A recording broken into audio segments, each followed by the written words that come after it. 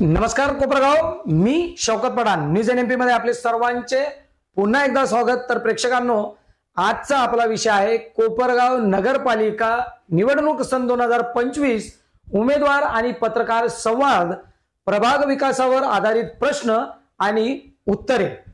प्रेक्षकांनो, आज आपल्या सोबत कोपरगावचे पाहुणे उमेदवार आहेत। तर थेट सुरुवात करतोय कार्यक्रमाला आणि प्रश्न पहिला, बिनाताई भगत, निवडणुकीच्या धामधुमीत आपण शहराच्या मूलभूत प्रश्नाकडे कसे पाहता? उदाहरणार्थ कोपरगाव मध्ये पावसाळ्यात पाणी तुंबणे, गटारीचे प्रश्न गंभीर आहेत, यावर आपले काय नियोजन आहे? नमस्कार, मी भगत बीना विजय, उद्धव बाळासाहेब ठाकरे शिवसेना महाविकास आघाडीच्या मशाल या चिन्हावर उभी आहे। माझ्या प्रभागातील नागरिकांची सर्वात मोठी समस्या आहे, मी यावर तातडीने आणि कायमस्वरूपी काम करणार आहे। म्हणजे कर्मवीर नगर ते खंदक नाला येथील नाल्याचे काम मी आरसीसी पद्धतीने करून घेणार आहे, जेणेकरून तेथील पाण्याची क्षमता वाढेल आणि पूर येणार नाही। कारण दरवर्षी पावसाळ्यात नाले सफाईवर येणार तिथे लाखोचा खर्च होतो, मात्र त्याचा नागरिकांना कुठल्याही प्रकारचा कवडी मात्रही उपयोग होत नाही। त्याचा उपयोग केवळ फक्त आर्थिक फायदा पालिकेचे अधिकारी आणि ठेकेदार, कमिशन खाणारे नगरसेवक यांनाच होतो। त्यामुळे या योजनेतून तो पायदंड संपेल आणि कायमचा बुडेल। थोडक्यात ज्याचा थेट फायदा जो आहे जनतेला होईल, त्यासोबतच प्रभागातील सर्व उघड्या गटारी बंदिस्त केल्या जातील। यामुळे रोगराई आणि दुर्गंधी थांबेल। म्हणजे हनुमान मंदिराजवळील जो गटारीचा विषय आहे ना, तो लोकांनी इतका काही किचकट बनवून ठेवलेला आहे, तो मी सर्वांना विश्वासात घेऊन आणि सर्वानुमते कायमचा मार्गी लावणार आहे, त्यात तर काही शंका नाहीये। असो, रस्त्याची अवस्था अनेक ठिकाणी बिकट आहे। प्रश्न दुसरा विचारतोय, रस्त्याची अवस्था अनेक ठिकाणी बिकट आहे, मुख्य रस्ते न पाहता गल्ली बोळात सुधारणा आणण्यासाठी तुम्ही काय करणार?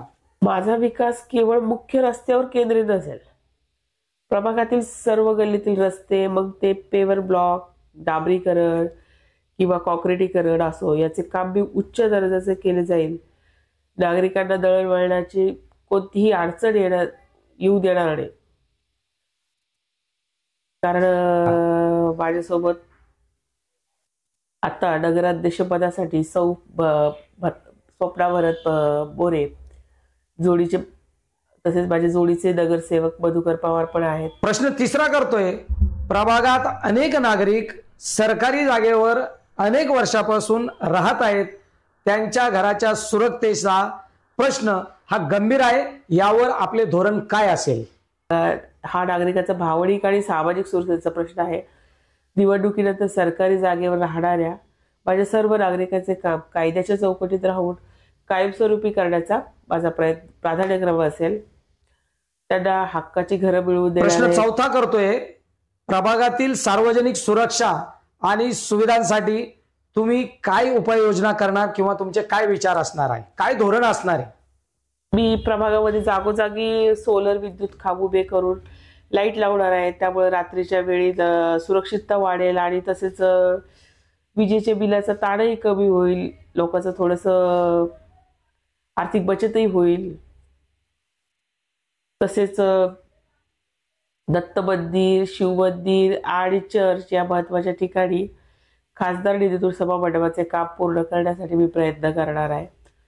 हनुमान मंदिर देखील आहे माझ्या वार्डमध्ये, जेणेकरून म्हणजे सांस्कृतिक आणि सामाजिक कार्यक्रमांना तिथे जागा कशी उपलब्ध करता येईल त्याच्याकडे पण माझं लक्ष आहे। असो, कोपरगाव मध्ये स्वच्छतेची स्थिती सुधारणे आवश्यक आहे, कारण नगरपालिकेच्या सार्वजनिक शौचालयाची स्थिती देखील चांगली नाही। यावर आपलं विजन काय असणार आहे, काय धोरण असणार आहे? स्वच्छता आणि आरोग्य हे विकासाचे मापदंड आहेत। प्रभागातील नागरिकातील स्वच्छतागृह मी केवळ बंदिस्तच नाही तर हायटेक आणि सुस्थितीत करणार आहे। त्याची देखभाल नियमित केली जाईल। माझे अंतिम ध्येय आहे की संपूर्ण प्रभाग स्वच्छ आणि सुंदर दिसावा आणि प्रभागातील नागरिकांचा आरोग्याचा प्रश्न कायमचा मिटवावा. उत्तम गटार व्यवस्थापन आणि स्वच्छ परिसर यामुळे रोगराई कमी नक्कीच होईल. तुमच्या या सर्व आश्वासनावर मतदारांनी विश्वास का ठेवावा आणि तुमचा निवडणुकीनंतरचा निर्धार काय असेल? निवडून देणारे लोक तुम्हाला? पठार सर, मी काय फक्त आश्वासन देत नाहीये. मी सर्व कामे करण्यासाठी मी कायम कटिबद्ध राहील. कोपरगावच्या नागरिकांचे जीवनमान उंचावणे आणि त्यांना सर्व सुविधा पुरवणे हे माझे कर्तव्य आहे. माझा शब्द म्हणजे माझा निर्धार आहे. नागरिकांनी मला एकदा संधी द्यावी. मी काम करून दाखवेन. मी उद्धव बाळासाहेब ठाकरे, शिवसेना, महाविकास आघाडीच्या मशाल या चिन्हावर उभी आहे. त्यामुळे एवढीच माझी आपुलकी आणि अपेक्षा करते. तसेच बाळासाहेब ठाकरेंचे जसे विचार होते 80% समाजकारण आणि 20% राजकारण ह्याच तत्वावर मी चालणार आहे. पुढचा प्रश्न घेतोय. कोपरगाव शहरातील रहदारीचा विषय गंभीर आहे.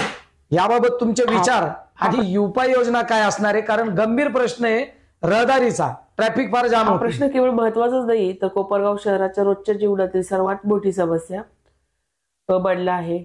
मी मान्य करते की शहराच्या वाढत्या लोकसंख्येनुसार आणि वाहनांच्या संख्येनुसार आपली वाहतूक व्यवस्था पूर्णपणे कोलमडली आहे. तिथं सिग्नलच नाहीये. मुळात म्हणजे कोपरगावमध्ये सिग्नल नसते आणि वाहतूक पोलिसांची अपुरी उपस्थिती यामुळे होणारे अपघात आणि वेळेचा अपव्यय मी गांभीर्याने घेतलेला आहे. माझे वाहतूक व्यवस्थित वरील विजन म्हणजे ते 3 टप्प्यात विभागलेले राहील.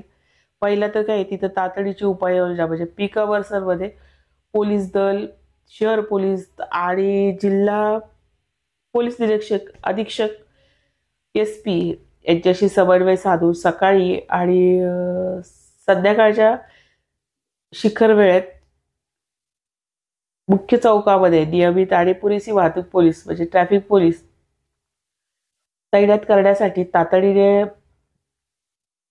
निधी आणि मनुष्यबळ उपलब्ध करून देणार आहे. शहराच्या नागरिकांमधून वाहतूक स्वयंसेवक दल तयार करून पोलिसांना मदत म्हणून त्यांना प्रशिक्षण दिले जाईल. तसेच यामुळे पोलिसांवरील ताण कमी होईल. आणि दुसरं म्हणजे तंत्रज्ञानाचा वापर करून आणि आधुनिकीकरण स्वयंचलित सिग्नलची स्थापना करायची. म्हणजे शहरातील जे ठराविक चौक आहेत म्हणजे शहरातील येवला नाका, साईबाबा कॉर्नर, लोकशाही अण्णाभाऊ साठे चौक, डॉक्टर बाबासाहेब आंबेडकर स्मारक म्हणजे मूळ बस स्थानकासमोर, तसेच छत्रपती शिवाजी महाराज चौक, संभाजी महाराज चौक असे जे मुख्य ठिकाणे आहेत अशा विशेष ठिकाणी आपण गर्दीच्या ठिकाणी तिथे तात्काळ आधुनिक सिग्नल किंवा स्वयंचलित वाहतूक सिग्नल बसवण्याची आपण प्रक्रिया करणार आहोत. त्यामुळे लोकांचा वेळ पण वाचेल आणि होणारे जे ॲक्सिडेंट वगैरे आहेत त्यालाही थोडासा आळा बसेल. मुख्य चौकामधून हाय रिझोल्युशन CCTVद्वारे कॅमेरे बसवून नगरपालिका आणि पोलीस नियंत्रण कक्षातून वाहतुकीवर रिअल टाईम देखरेख ठेवली जाईल, जेणेकरून नियम मोडणाऱ्यांवर तात्काळ कारवाई करता येईल. त्यामुळे मी पुन्हा एकदा सर्वांना आवाहन करते की येणाऱ्या 2 डिसेंबर सकाळी 7 ते सायंकाळी 5 वाजेपर्यंत आपले बहुबल मत आमच्या तिघांची निशाणी मशाल आहे. या मशालीच्या समोरील बटन दाबून मला प्रचंड मताने निवडून द्या. धन्यवाद. नमस्कार. जय महाराष्ट्र. तर प्रेक्षकांनो, कोपरगावकरांनो, विशेषतः कारण हा एपिसोड कोपरगाववाल्यांकरता आहे, खास विशेष कोपरगाव शहरातील त्या नागरिकांना जे मतदार आहेत, जे मतदान देणारे, तर नक्कीच या एपिसोड नंतर तुम्ही ठरवायचं आहे तुम्हाला मतदान कोणाला करायचं आहे. तर सर्व कोपरगावकरांना माझा पुन्हा एकदा नमस्कार. जय हिंद, जय भारत.